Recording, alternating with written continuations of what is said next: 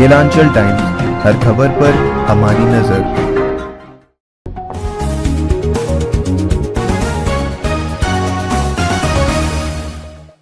नमस्कार, स्वागत है आपका केलांचल टाइम्स में। मैं हूँ आपके साथ वंदना। बिहार में पंचायत चुनाव की प्रक्रिया चल रही है। नवे चरण के चुनाव आज हो रहे हैं, बाकी चरणों के चुनाव भी अभी होने बाकी हैं।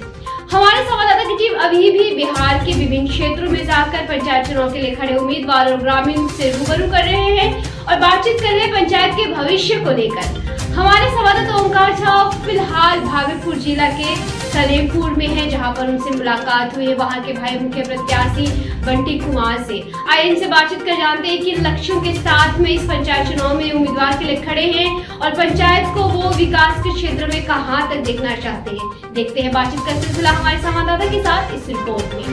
नमस्कार, आप देख रहे हैं केलांचल टाइम्स। मैं हूं ओमकार झा। बिहार में चुनाव चल रहा है, कई चरणों का मतदान भी हो गया और कई चरण का मतदान बाकी भी है। जहां जहां मतदान हो गया है, लोगों ने अपने गांव की सरकार यानी मुखिया बना लिया है। जहां जहां मतदान बाकी है, प्रत्याशी अपना नामांकन करके चुनाव प्रचार में जोर शोर से लग गए।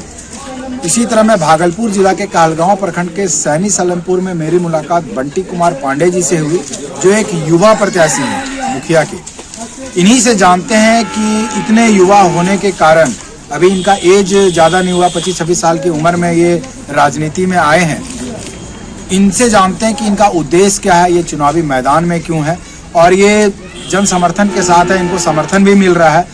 क्या क्या काम करेंगे, इन्हीं से जानते हैं। बंटी जी, आपका केलांचल टाइम्स में स्वागत है।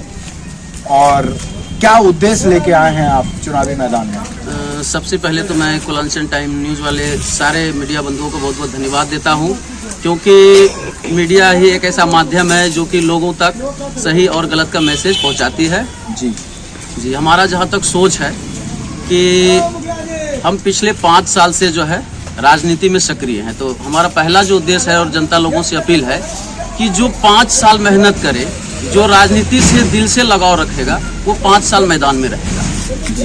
वैसे जो कुछ प्रतिनिधि लोग हैं जो जीत के जाते हैं, 4 साल सो जाते हैं या फिर समाज का भला करना चाहते हैं, तो भाई आप 4 साल यहाँ से बाहर क्यों चले जाते, जनता के बीच में रहते क्यों नहीं है? और हमने जो काम किया है वो 5 का 5 साल जनता से जुड़े रहने का कार्य किया है। इसी उम्मीद से हम चुनाव लड़ रहे हैं कि जनता निश्चित तौर पर हमारे साथ में रहेगी। इसी सोच लेके आए हैं कि जनता का सेवा करना है, पंचायत का विकास करना है, अपने पंचायत को एक आदर्श पंचायत बनाना है। इसी सोच के साथ आप आए। आपके पंचायत में वार्ड कितने हैं? 13 वार्ड है। 13 वार्ड में समस्या क्या क्या होगी? समस्या तो कहिए सर, लगभग जो है सारा का सारा रखा हुआ ही है। यहाँ के जनता जनार्दन आपको बताएंगे या आप देखेंगे होंगे, विकास के मामले में ये बहुत ही पिछड़ा ये सलेमपुर शनी पंचायत रहा है।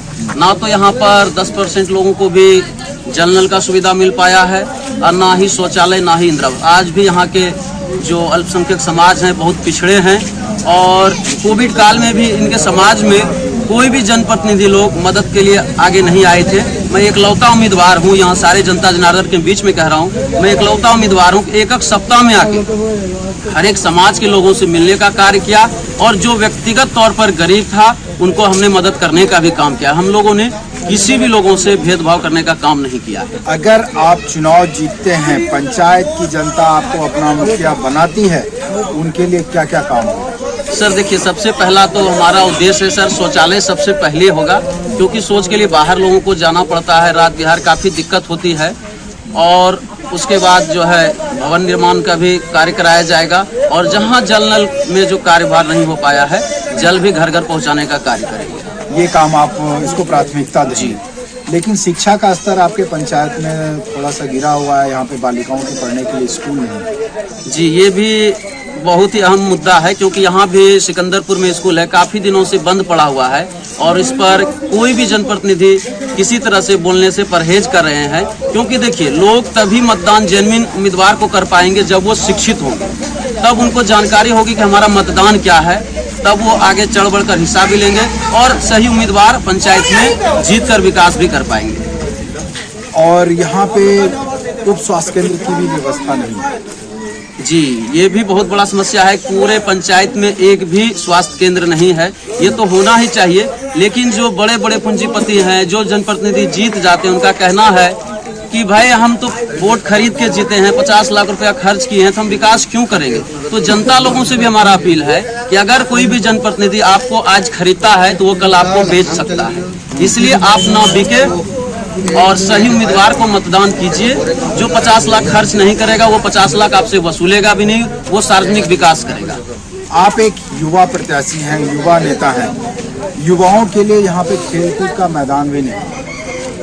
जी, ये आप जो कह रहे हैं सर, आपने सारा पंचायत घूमकर देखा हुआ है, यहाँ पर कोई भी किसी प्रकार का खेल का मैदान की तो बात छोड़िए, खेल भावनाओं को लेकर भी लोग नहीं जुड़े हुए हैं कि कभी कोई पंचायत में टूर्नामेंट हो जाए, कोई बालिका लोग हैं उनको कबड्डी खिलाया जाए, फुटबॉल खिलाया जाए, कहीं नहीं। अभी हाल फिलहाल में हम लोगों ने एक क्रिकेट आयोजन जरूर पंचायत लेवल पर करवाया था, जो कि शायद पहली बार यहाँ पर हुआ, लालापुर के ग्राउंड में, ये पंचायत में ही पड़ता है, और हम लोगों ने चढ़ बढ़ कर हिस्सा लिया। और आगे भी है कि यहाँ के जो बालिकाएं लोग हर एक प्रकार के खेल से वंचित हैं, उनको खेलने की सुविधा दिया जाएगा अगर हम जीत कर आते हैं तो। बंटी जी, यहाँ पे एक सबसे बड़ी समस्या है, वो समस्या है जल निकासी की। जल निकासी की समस्या को आप कैसे देखते हैं? सर देखिए, सरकार का तो जो 7 निश्चय जुड़ा हुआ है उसमें सरकार का सारा योजना बना हुआ है, लेकिन जनता को तभी उसका लाभ मिल पाएगा वो जब जनहित प्रतिनिधि को चुनेंगे। और हम लोगों का जो कहीं पंचायत स्तर का अगर जो समस्या है, जो पंचायत में विकास आता है, वो हर एक प्रकार का सुविधा हम लोग देंगे, सारी सुविधाएं देंगे जी। आपने एक नारा दिया हुआ है, सबको इज्जत सबको सम्मान, अमीरी गरीबी एक समान, नहीं रुकेगा किसी का काम, यही है मेरी पहचान। जी सर। आप इसमें क्या कहना चाहेंगे? हम लोग तो सर सारे युवा से, अभिभावकगण से यही अपील कर रहे हैं कि सेवक चुनिए, जरूर विकास होगा, शासक मत चुनिए जो कि जीत कर जाते हैं और 5 साल के लिए सो जाते हैं। वैसे प्रतिनिधि को सपोर्ट कीजिए जो आपके बीच में आ जा रहा हो, सब दिन समाज सेवा का भावना रखता हो, जो 5 साल से आपसे जुड़ा हो। आज देखिएगा कि जितने प्रतिनिधि आते हैं वो जीतेंगे तभी भला करेंगे क्या? जो बड़े बड़े पूंजीपति वो पहले से भी भला कर सकते हैं। हमको तो लगता है सर, जितने लोग नॉमिनेशन में 5-5 लाख रुपया खर्च कर देते हैं, अगर वो सार्वजनिक विकास पे, अगर जो गरीब लड़की उनका शादी में या किन्हीं के यहाँ दुर्घटना हो जाता है, अगर वो खर्च उस दिन वो कर दे तो उनको वोट मांगने की आवश्यकता कभी नहीं पड़ेगी, लेकिन वो नहीं करते हैं। तो जनता भी अब सोच रही है कि किनके साथ उनका फ्यूचर है, और एक बार युवा के साथ जहाँ तक है हमें लग रहा है कि हमें भरपूर सहयोग मिल रहा है और मिलेगा भी। आपके कहने का मतलब यही है कि परिवर्तन ही संसार का नियम है, और आप उसी उद्देश्य से लेके चले हैं कि एक युवा नेता हैं, युवा प्रत्याशी हैं, जन समर्थन आपको मिल रहा है, पंचायत की जनताओं का समर्थन मिल रहा है, और आपने अपील भी बहुत अच्छा किया। और कोई संदेश देना चाहेंगे पंचायत की जनता को? बस एक ही सर, हाथ जोड़ के यहाँ के जनता जनार्दन से विनती करते हैं कि जो प्रतिनिधि राजतंत्र लाना पंचायत में चाहते हैं वो राजतंत्र नहीं आने दे।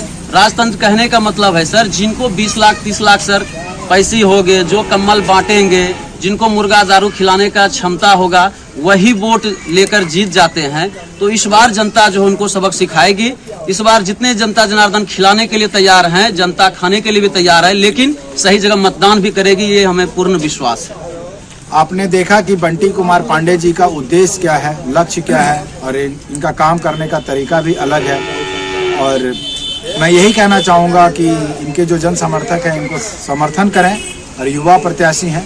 फिलहाल बने रहें कलालचा टाइम्स के साथ। धन्यवाद। अरे ठीक हो भैया, ऐसे वीडियो देखे जा रहे हो, तनिका सब्सक्राइब कर लो, और हाँ, घंटा का बटन जरूर दबाना, तब हमारे वीडियो का नोटिफिकेशन सबसे पहले मिलेगा।